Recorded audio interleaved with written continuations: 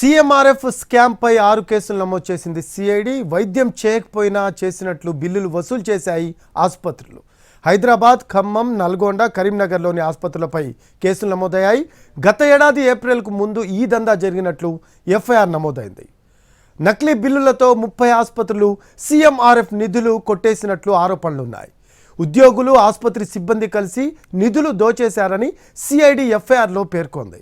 హైదరాబాద్లో శ్రీకృష్ణ, జనని, హిరణ్య, డెల్టా, శ్రీరక్ష ఆసుపత్రులు, ఖమ్మంలోని శ్రీకర, గ్లోబల్, వినాయక, ఆరెంజ్, మేఘశ్రీ ఆసుపత్రులపై ఆరోపణలు వచ్చాయి.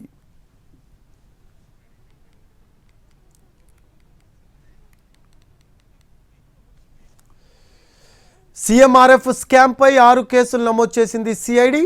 వైద్యం చేయకపోయినా చేసినట్లు బిల్లులు వసూలు చేశాయి ఆసుపత్రులు. హైదరాబాద్, ఖమ్మం, నల్గొండ, కరీంనగర్లోని ఆసుపత్రులపై కేసులు నమోదయ్యాయి. గత ఏడాది ఏప్రిల్కు ముందు ఈ దందా జరిగినట్లు ఎఫ్ఐఆర్ నమోదైంది. నకిలీ బిల్లులతో 30 ఆసుపత్రులు సీఎంఆర్ఎఫ్ నిధులు కొట్టేసినట్లు ఆరోపణలున్నాయి.